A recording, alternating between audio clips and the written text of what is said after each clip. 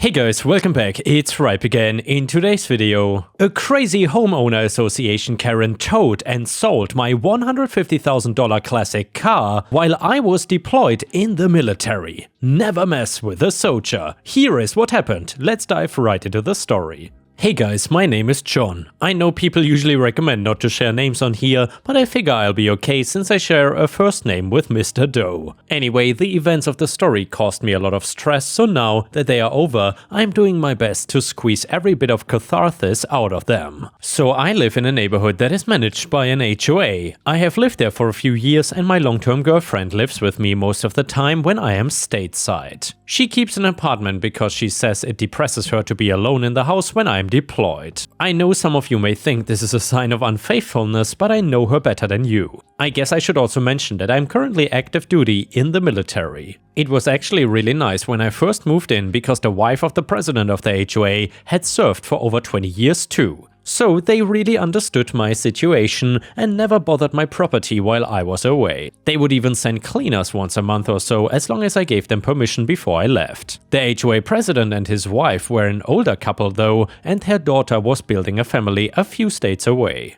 Once they both were officially retired from their main jobs, they wanted to move and my neighborhood threw a huge farewell party for them. Filling the void as president would be Karen, a woman who had been a part of the HOA since she moved in a year ago, and she was enthusiastic about the role because she could focus on it entirely since she was a housewife who just sent her youngest off to college. So here is your warning against hiring someone when their best feature is that they have the time to do the work. There were plenty of things in the HOA contract that would be absurd to enforce to the letter. They were there as precedent for those who were gonna stay irresponsible. In the first 3 months of Karen's time as president, she made it clear what it meant to have an HOA president with plenty of time on her hands and an empty nest to keep her full of anxious energy. Every T was crossed and I was dotted in her rampage through the neighborhood as every hedge had to be trimmed to precise regulations, and people couldn't miss mowing by half a day without a citation on the door. Get a citation twice for any one infraction and you would end up paying a fine to the HOA. This was already pretty ridiculous, but it got worse when I got deployed. Before I left, I went to discuss with Karen that I was gonna be offshore for a full year. I'd already arranged to have my yard cared for and my girlfriend would be checking the house once or twice a week for mail and any issues that she might need to fix to keep the house under regulations. My girlfriend and I agreed that we couldn't slack at all with Karen because we knew she would track every citation while I was gone and I would come back to a pile of fines or something. Karen took the news better than I expected, but there was one regulation I did not even take the time to be concerned about in the contract that she was apparently keeping in mind. So I'm in love with antique cars. I've owned a few in my life and I've restored a lot of them because I had a friend who restored and sold them and he would often pay me for my help.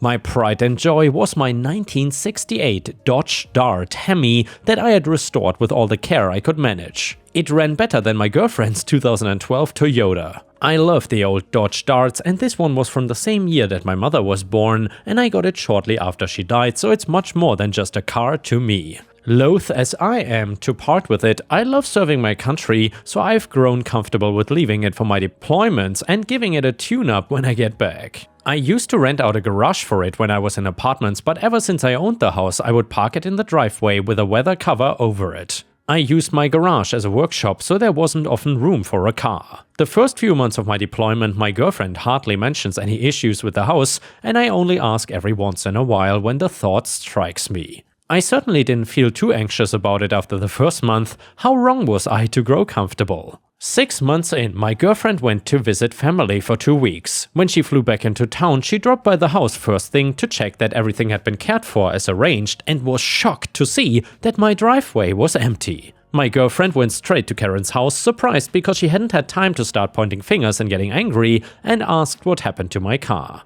According to my girlfriend, Karen laughed and had a smug grin plastered on her face for their whole conversation. She said that my car had been an eyesore for the last 6 months and it is against the HOA contract to have a vehicle idle in a driveway for an extended period of time. It listed that past 6 months consequences could begin. Like I said earlier, this rule is there for those people who sit old and uncared for vehicles full of trash in front of their homes. However, the only exception in the rules was for recreational vehicles or mobile campers, and a 1968 Dodge Dart does not qualify as either. Karen then explained that she had the car towed because of its violation. My girlfriend was aghast at this behavior from Karen, but she stayed calm and asked what agency it had been towed with. She knew, and I agree with her, that the ultimate priority was getting the car back. Karen gave her the name of a towing agency, though this was the one time she seemed dodgy to my girlfriend. My girlfriend tried to hunt it down with the company that Karen had given her. She texted me even if I couldn't see them right away, just to keep me updated when I got to my phone at the end of the day. She scoured every lot the towing agency had in the city, even though the first had said that they had no paperwork of towing such a car. She then went back to the HOA Karen and put her foot down. Karen looked at the car and pantomimed surprise. Oh no, this was the towing agency that the HOA usually used, but she recognized that my car was a car that needed to be treated with care, so she had used a different towing agency. My girlfriend asked for the information for the other towing agency, and Karen shook her head and apologized. Apparently, it was too late now. In the 2 weeks since Karen had towed the car, apparently the fines from the HOA and the costs for towing and storage had built up enough that she put a lien on the car for its appraised price and sold it. Try as she might, my girlfriend struggled to track it down. Unfortunately, even if she found it, she couldn't fight for it back from that point, because her name was not on the previous title of the car or the lien in question. This was something I would have to fight. I then spent the next 6 months with worry and anger building inside me, cursing Karen under my breath every day. I'm ashamed of this behavior because it hurt my focus while on duty, but the car was family to me and I didn't know what to do with the idea that I might never see it again. When I got back with my name on all the documentation, I was able to track down the car, and I told the buyer what had happened, and he was sympathetic but said that he wouldn't part with the car without financial recompensation. The car was appraised at roughly $150,000, and he had bought it for a little less because it was at auction, but he had more than gone above that price with the costs for parts and time spent restoring it. This didn't make sense to me because the car had been in perfect working order when I left, but I needed to worry about getting it back before anything else. I was not gonna buy back the car when I'd already been handed a pile of fines from Karen when I arrived back home. It was immensely frustrating to look at her face and realize that me risking my life for her freedom was paid back by this incredibly petty and spiteful behavior. When I'm stateside, I usually spend my time working at different garages in the city, but this at least meant that I was not beholden to any contract at the moment. This left me free to respond to this horrifying behavior from Karen. I went door to door in my neighborhood and began to collect all the proof of her overbearing behavior, and I read through the HOA contract over and over to ensure that I knew every word and the best way to legally interpret them. I went to my lawyer once I had this prepared, and together we pored over my research and fortified it. Then I filed a lawsuit to prove the HOA's lien and sale of my car was outside of their legal rights. The price tag of the lawsuit was the price of the car plus thousands more for further emotional damages and unlawful fines. While the HOA contract was not the most precisely worded document, it was at least clear that there was a limit to the HOA's behavior. While the time was one limiter, another was contact with the homeowner in question. Karen argued that I was overseas and I had left her in charge of my property during my absence, which she couldn't prove, most likely because I never said it. She claimed this statement with no evidence was why she was able to put a lien on and sell my car without notifying me, which is explicitly required according to the HOA contract. When all was said and done, the court ruled in my favor, Karen was ousted from the HOA, and I felt like I could breathe again. That lasted all of a week. A week later I had arranged to pick up my car, and when I showed up, the person who had bought it questioned why I did not have a truck to tow it. That was when I learned that my car had been scavenged for parts before it was sold, and then further was sold for a price that was based on an appraisal when it had been working. I returned to my lawyer and told him immediately of the issue. He had an idea of what might have happened and told me to be patient while he did some further research. It was the longest 2 weeks of my life before my lawyer got back. This time we could be pressing charges against Karen. We went back to court. My lawyer uncovered that Karen had been lying pretty much since she moved into the neighborhood. She claimed to have no experience working in HOAs, but she had been in HOAs all over the city for years. There were plenty of complaints against her, with the most crucial ones having a common thread connecting them. That threat happened to be the towing company that she had towed my dart with, a towing company that was owned by her husband. Of course, her husband's tie to the towing company was hidden behind plenty of paperwork and legal jargon, but from there it didn't take much to find the dark side of this business. It turns out she would figure out ways to tow any valuable or old cars in the neighborhoods she helped to manage so that her husband could collect any parts that were valuable or rare in the car before selling them to recoup the towing and storage fees. The charges for felony theft did better than just getting her out of the HOA because it dragged her and her husband to prison as well as making them pay fines to repay all those who had been victims of her scams. Of course, for many it was too late to have any chance of recovering their property, but it was better than never learning the truth at all. And yeah, ripe stars, I gotta say, this HOA was absolutely out of control, but I'm really happy that Karen and her scammy husband ended up in prison. Good riddance. Either way, the next one is an Am I the A-hole story. And by the way, if you have enjoyed the story so far, please don't forget to like the video and maybe even subscribe to the channel if you haven't already. Thank you so much. So I, female 26, am a stay-at-home mom and I pick up my daughter after school. My husband, male 35, takes her to school in the mornings on the way to his work. Mother-in-law got divorced a couple months ago and not so subtly complained to my husband that she was lonely. So my husband insisted that we have her over every weekend. Mother-in-law and I don't get along. For example, mother-in-law has always made snide remarks about me being a teenage mom, but I learned to ignore it since my husband asked me to keep the peace. And when she began coming over, she would make comments about how dusty the floor was, how much laundry was in the basket, etc. Hinting that I should be doing more housework as a stay-at-home mom. The final straw was when she commented about our daughter's academic abilities, saying stuff about how she is below academic standard level and blaming me for not putting in the effort to teach her. After a big argument, my husband finally agreed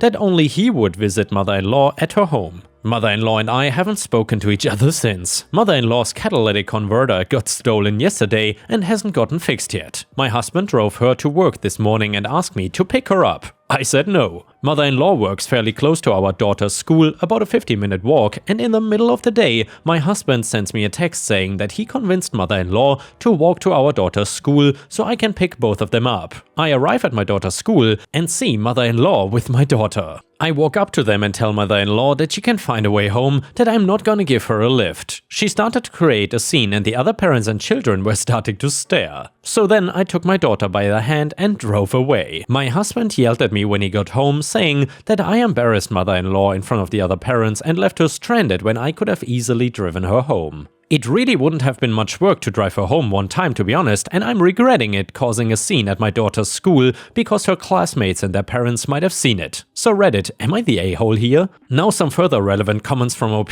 Someone asked, is your husband the biological father? And OP answered, he is the biological father. I had her when I was 19. I agreed to keep the peace with mother-in-law because my husband always let me know that he was on my side. Obviously, he doesn't see anything wrong with my age. Someone else said, your kid is gonna have to deal with the fallout and gossip. Well, this is my biggest regret about the whole situation, but my daughter is in first grade and I was hoping that it wouldn't be a big deal considering how young they are. In hindsight though, I should have had the maturity to deal with the situation somewhere else. And here, ripe stars, let me know what you think about this one in the comments. Do you think OP is the a-hole here or not? Comment number 1 from Reddit said, everyone sucks here. You should have an adult conversation with your mother-in-law about your boundaries and how you won't tolerate her demeaning you with her comments. The state of your home and your child's education is not her business and she can leave those subjects alone. But instead, you make your point by leaving her at your kid's school without any way of getting home. I get it, she's a pain in the rear, but acting like a child doesn't help the situation. Your husband knows how you feel, he knows how his mom feels, and still, he put you in a position of having to drive her home. You all suck. Comment number 2, not the a-hole. He asked and you said no, so he tried to trap you into it anyway. He seems to not have a good track record on issues with mother-in-law, so unfortunately, you have to resort to these measures. Why can't she get an Uber or Lyft? It's a temporary situation.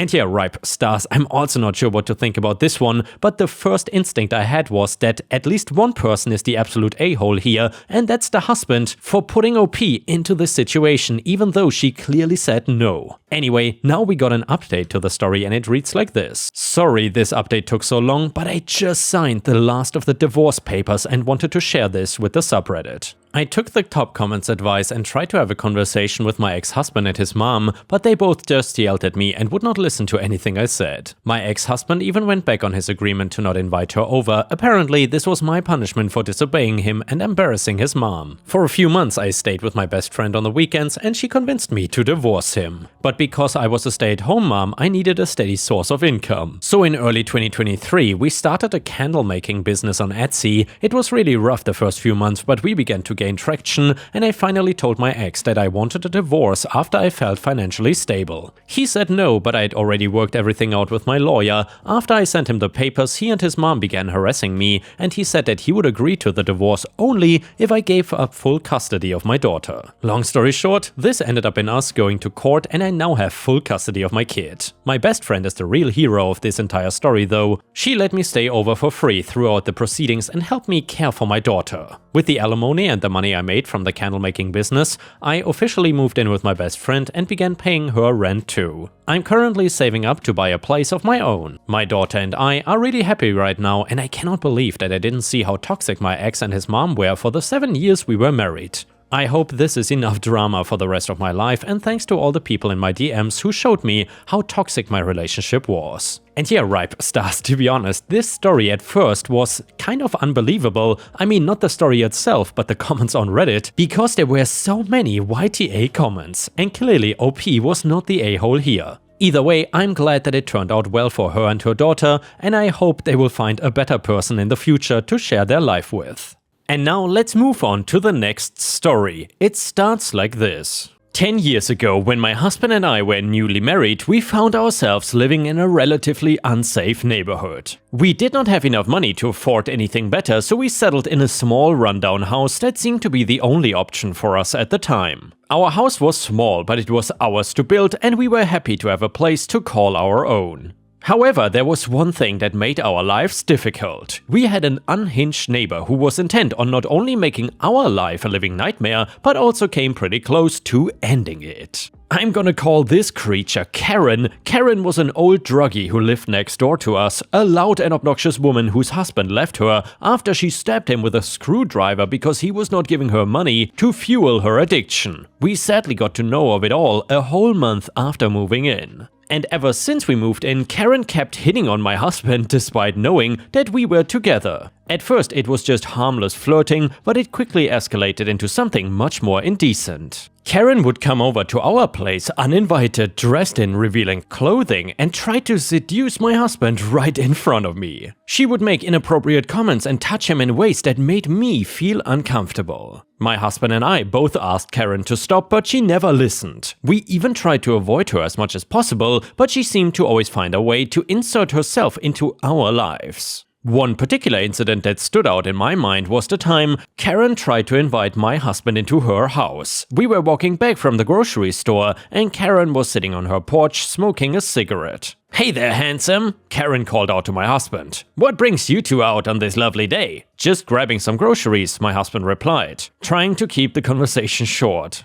"You could come over and have a drink with me," Karen said, blowing smoke in his direction. "No thank you," my husband replied, starting to walk faster. But Karen was not taking no for an answer. She got up from her porch and started following us down the street. "Come on, don't be shy," she said, grabbing my husband's arm. "I've got some whiskey inside. It'll be fun." My husband pulled his arm away and took a step back. I said, "No, I'm not interested. Back off." But Karen did not want to hear it. She grabbed my husband's arm again and tried to pull him towards her house. "Let go of me!" my husband yelled, struggling to break free. I quickly intervened and tried to pull my husband away from Karen's grasp. But Karen was not done yet. She started insulting me, calling me all sorts of names and accusing me of being a terrible wife. "You don't deserve a man like him," she spat at me. "He deserves someone better than you." My husband and I finally managed to break free from Karen's grip and walked away from her, feeling shaken and angry. It was just another instance of Karen breaching our privacy and making our lives difficult. And by the way, Ripe Stars, just to quickly interject here, isn't what Karen did technically assault? I would have called the police right then and there if someone grabs me like that, no matter whether it is a woman or a guy. Let me know what you would have done there in the comments. Anyway, unfortunately, Karen's behavior did not stop there. She continued to make unwanted advances towards my husband and would often make a scene on the streets outside of our house. We tried to ignore her as much as possible, but it was hard to avoid someone who lived right next door. It was a difficult time for us, but we were determined to get through it together. As if Karen's behavior was not bad enough, things took a turn for the worse when she started spreading rumors about me. She would tell anyone who would listen that I was cheating on my husband, that I had men coming over to our house when he was away. Things came to a head one night when Karen had been particularly vocal on the street right in front of our property. She was shouting about me and my alleged infidelities, and my husband had finally enough. He stormed out of the door and confronted Karen right then and there. "Why are you doing this?" he shouted at her. "Why are you trying to ruin our relationship?" Karen just smirked at him, her eyes filled with jealousy and bitterness. "Because I love you, and I want you for myself." She reached out to place a hand on my husband's arm, and he flinched away. I walked up to them, standing beside my husband and holding his hand tightly, making sure to glare at Karen in the eye. "Does it not go through your skull that he is happily married to me? We are together, there's nothing you can do that will tear us apart. You're just wasting your time." But talking to Karen was like talking to a brick wall. She huffed, crossing her arms before hissing out, "You don't deserve him, and he deserves someone better than you." I was beyond enraged at that point, and since I'm an angry crier, it was difficult for me to hold back my tears. Of course, seeing me so vulnerable gave Karen a sick sense of joy, but my husband pulled me behind him. He stood up for me, telling Karen that he loved me and that he would never believe her lies. My husband's anger towards Karen was palpable, and I could see the veins bulging in his neck as he confronted her. "You need to stop spreading lies about my wife," he said, his voice shaking with rage. "You have no idea what you're talking about." Karen just laughed, a cruel, bitter sound. "Oh, I think I do," she said, her eyes flickering with malice. "I've seen the way you look at me, the way you want me. And I know she's not enough for you." My husband's face turned red with anger, and I could tell he was about to explode. But before he could say anything, I stepped in. "Karen, just stop," I said, my voice trembling with anxiety. "You're not gonna get anything out of this, not till I am here." Karen just sneered at me.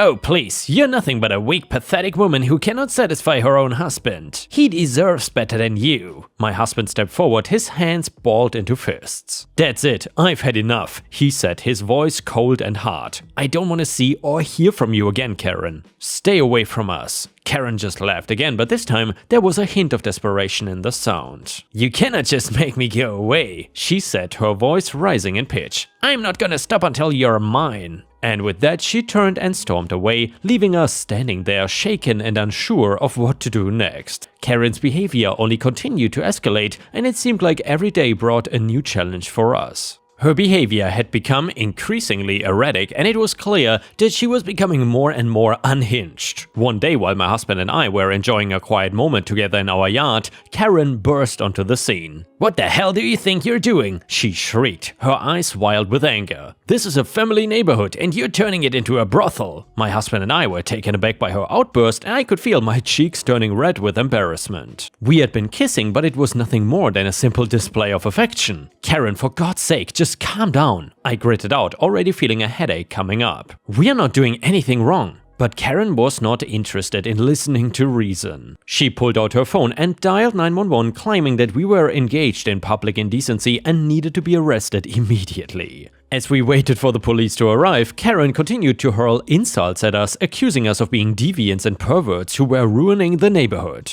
She also continued to hit on my husband, making lewd comments about what she wanted to do to him. When the police arrived, they quickly realized that Karen's claims were absolutely baseless. "What seems to be the problem here?" the officer in charge asked, his voice firm. Karen was quick to jump in. "These two were making out in the open like a couple of animals," she said, pointing at us. "It's indecent and they need to be arrested."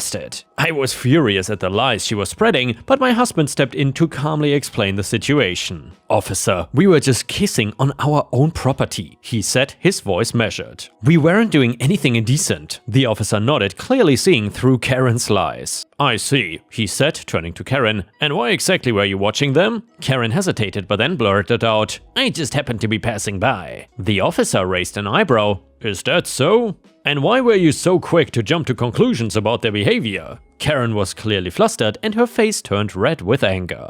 "I don't want to live in a neighborhood where people are doing things like this," she said, her voice shaking. The officer then turned to us and said, "I'm sorry you had to deal with this, but I can assure you that you've done nothing wrong." Karen tried to protest, but the officer silenced her with a stern look. "We understand your concerns, ma'am, but these two were not doing anything that could be classified as indecent. We appreciate your worry for the neighborhood, but we cannot file a report based on your claims." However, Karen was not satisfied with that and she continued to insult us, calling us all sorts of names and saying that we were making the neighborhood a dirty place. Even as the police tried to calm her down, she continued to hit on my husband, suggesting that he would leave me for her. It was a humiliating and frustrating experience, and I could feel my blood boiling with anger. But yet again, my husband stayed calm through it all. He knew that Karen was just trying to get a reaction out of us, and he refused to give her the satisfaction. Instead, he held my hand tightly and refused to engage with her. I could not help but wonder if there was more we could do to protect ourselves from Karen's harassment. "Is there anything we can do about her behavior?" I asked the officer. The officer sighed.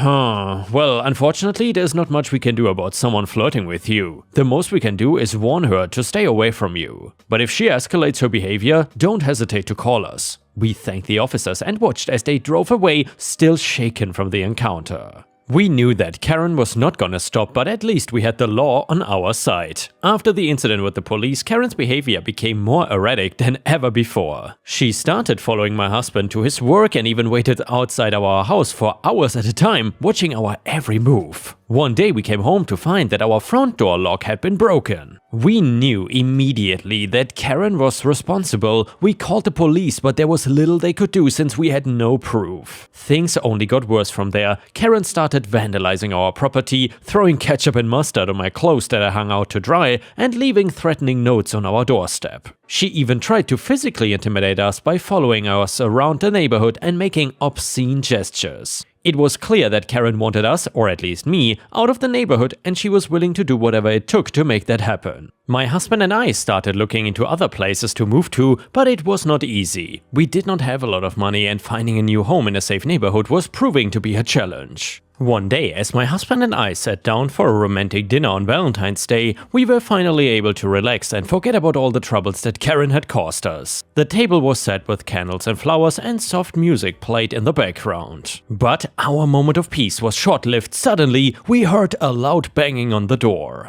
I knew immediately that it was Karen. We tried to ignore her and continued with our dinner, but she would not let up. She continued to shout at us, even throwing threats of harming us if we didn't do what she asked. This kept going on for a few minutes before it was silence again, and me and my husband thought that we were finally left alone to enjoy our time. But oh boy, we were so wrong, because only 10 minutes after Karen's shouting stopped, I felt something fly a few inches from my face with a bang. And as soon as we heard the loud bang, my husband and I knew that something was terribly wrong. We fell to the ground, our hearts racing with fear. My eyes looked where the foreign object had flown and found something small embedded in the wall of our living room. A bullet. I could not believe what had just happened. Karen had actually shot at us. I looked up and saw a hole in the window and shattered glass all around us. It was a miracle that neither of us were hit. My husband quickly got up and made sure all the doors and windows were locked. We huddled together, trying to catch our breath and figure out what to do next. I could hear Karen shouting from outside, but I couldn't make out what she was saying. The thought of being targeted by someone so unhinged was terrifying, and I could feel my mind racing with questions. Why did Karen do this? What did we do to deserve this kind of treatment? And most importantly, how were we going to stay safe? My heart started to race with fear. The sound of the gunshot ringing in my ears made me feel like we were in a war zone.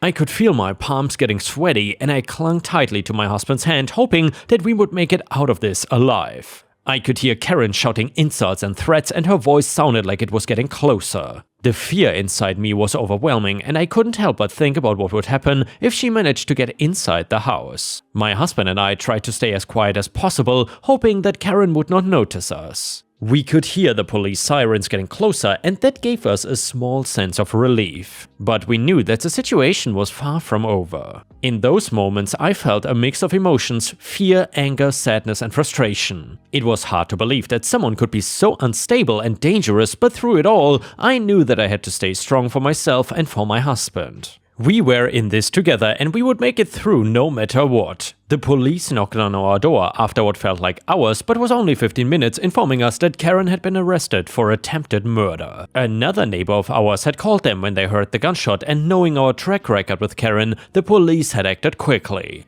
They found Karen outside, still shouting and causing a scene. It was clear that she had completely lost control. After the terrifying incident with Karen, my husband and I knew that we had to get out of that neighborhood as soon as possible. We did not feel safe there, even though Karen was now in jail. We spent the next few months saving up every penny we could, cutting back on unnecessary expenses and putting aside money for our move. We researched different neighborhoods looking for a place that was safe and affordable. Eventually, we found a new home in a quiet neighborhood on the other side of town. It was small but a cozy house surrounded by mostly trees and wild bushes, and even had a little yard for us to grow vegetables for ourselves. It was a far cry from the dangerous and chaotic place we had been living in before. Moving day was bittersweet. On the one hand, we were excited to start our new life in a new place. On the other hand, we were leaving behind the memories of our first home together and the trauma of what happened with Karen.